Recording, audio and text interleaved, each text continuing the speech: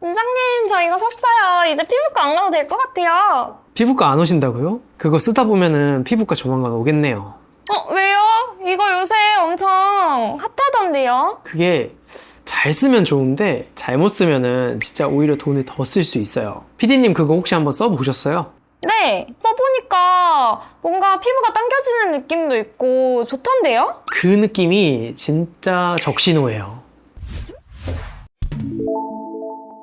이 MTS랑 인공 눈물이 요즘에 굉장히 핫하더라고요. PD님처럼 관리 좀 관심 있는 분들이 되게 많이 문의 주시는데 이게 진짜 잘못 쓰면은 오히려 돈을 더 쓸 수 있어서 조심해서 쓰셔야 돼요. 오늘은 이 MTS 제대로 사용하는 방법이랑 인공 눈물을 대체해서 좀 더 좋은 방법을 좀 소개를 해드리려고 하는데요. 우선은 이 MTS가 정확히 뭔지 간략하게 좀 설명해 드릴게요. MTS는 바늘이 촘촘하게 박혀있는 장비 같은 걸로 얼굴에 이제 구멍을 내서 앰플이나 뭐 중요한 성분들 화장품 같은 거를 침투시켜주는 관리라고 보면 되는데 이게 병원용 제품이랑 가정용 제품이랑 조금 차이가 있어요. 그 몇 미리짜리 사셨어요? 0.25mm. 아, 0.25mm 맞아요. 아마 가정용이 대부분 그 정도인데 병원용은 그거보다 훨씬 깊숙이까지 바늘이 들어가요. 한 0.7에서 3mm까지 깊이가 좀 다양하고요. 가정용이 그만큼 이제 좀 안전하게 쓸 수 있고 병원용은 이렇게 쓰다 보면 진짜 피도 철철 날 정도로 굉장히 따갑고 아픈 MTS가 많은데 어쨌든 그만큼 안전하게 쓸 수 있지만 그래도 MTS는 위험하다. 왜냐?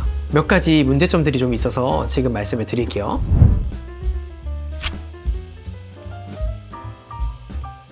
이 MTS 자체가 나쁜 관리인 거는 절대 아니고요. MTS를 쓰는데 관리가 굉장히 어려워요. 집에서 개인적으로 쓰시기에는 무엇보다도 3가지 정도 문제가 있어요. 첫 번째 문제가 MTS 자체가 소독이 잘 안 되는 문제가 좀 있어요. 그리고 두 번째 문제는 MTS 자체가 금속 성분이기 때문에 니켈이나 뭐 합금 알레르기가 있으신 분들이 쓰게 되면은 피부가 두드러기가 이렇게 올라오기도 합니다. 그리고 마지막 문제는 피부염이 있으신 분들, 피부가 민감한 분들, 그리고 트러블이 좀 있으신 분들, 이런 분들이 MTS를 쓰게 되면은 피부가 오히려 확 뒤집어지는 게 보여요. 실제로 저희 병원에 얼마 전에 진료 보러 오신 분이 MTS를 집에서 그 홈케어 영상을 보시고 따라 하시다가 피부 전체적으로 다 트러블이 올라와가지고 저희 병원에서 이제 진정 케어 같은 걸 받으시는 분이 있어요. 이런 문제점들이 있다. 아시겠죠?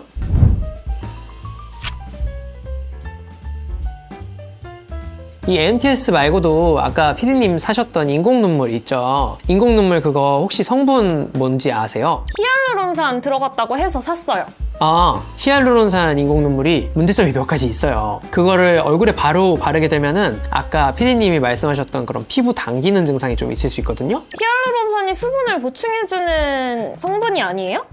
맞아요. 그거는 맞는데 우리 눈 구조랑 피부 구조랑 조금 다르기 때문에 이 히알루론산을 피부에 그냥 바르게 되면은 히알루론산이 물을 쫙 빨아당기면서 피부 속에 있는 수분까지 피부 표면으로 당기기 때문에 피부가 더 거칠어지고 당기는 느낌을 받으실 수 있는 거예요. 이거를 조금 디테일하게 설명을 하려면 이 눈의 점막 구조랑 피부 구조를 조금 이해를 하셔야 되는데 우리 눈 점막 구조는 눈 최외곽에 가장 겉표면에 얇은 그 기름막이 있어요. 그래서 이 기름막 위에다가 히알루론산 눈물을 살짝 떨어뜨리면 속건조가 해결이 되면서 속에 수분감이 유지가 되는 건데요. 우리 보통 인공 눈물 MTS 관리 하실 때 피부를 클렌징을 한번 하고 MTS를 하고 그 다음에 인공 눈물을 뿌리게 되잖아요. 그렇게 되면 우리 얼굴에 있는 기름막을 싹 제거를 한 상태에서 이 인공 눈물이 떨어지기 때문에 속에 있는 수분을 잡아줄 유막이 없어서 피부가 더 바짝바짝 당기는 거예요.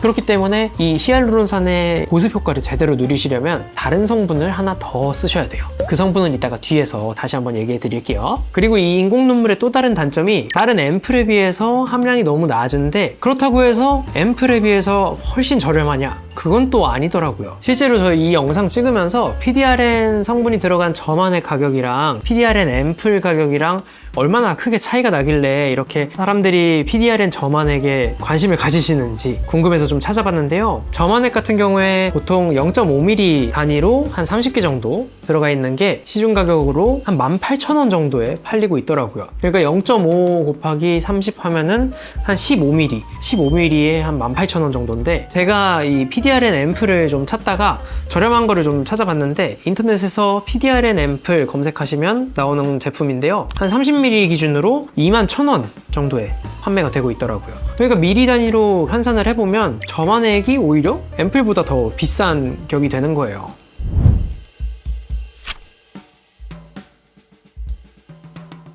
그러면은 MTS는 이대로 쓰면 안 되는 건가요? 아니요. MTS를 쓰지 말라는 건 아니고요. MTS를 쓰실 때 좀 더 제대로 쓰는 방법을 지금 좀 알려드릴게요. 일단 첫 번째, 아까 항상 강조드리는 거, MTS는 소독을 제일 잘해야 되기 때문에 알코올 솜이 아니라 이제 알코올 용액 자체를 구매를 하셔서 작은 그 컵 같은 데다가 알코올을 넣고 그다음에 MTS를 담가 둔 다음에 그다음 꺼내서 건조를 충분히 시키시고 MTS를 사용을 해주셔야 돼요. MTS는 사보셔서 아시겠지만 가격이 엄청 저렴하지는 않은 제품도 많거든요. 그렇기 때문에 일회용으로 쓰시기보다도 여러 번 쓰시는 분들이 많을 텐데 여러 번 쓰시게 되면은 반드시 알코올 소독 그렇게 해주세요.